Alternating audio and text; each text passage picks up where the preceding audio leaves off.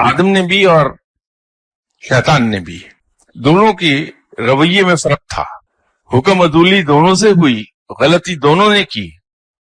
حضرت آدم علیہ السلام نے اپنی غلطی پر ندامت کا اظہار کیا اور معافی مانگی، معاف کر دیے گئے۔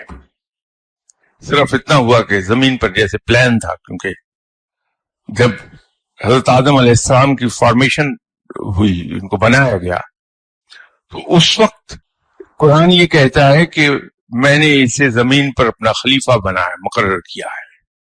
شیطان نے غلطی کی اور قرآن کے مطابق اس نے تکبر کیا، بجائے ندامت کا اظہار کرتا، معافی مانگتا، اس نے تکبر کیا، اور تکبر کرنے کے نتیجے میں شیطان بن گیا۔ اس لیے رب تعالیٰ نے تکبر سے بڑی شدت سے منع کیا ہے۔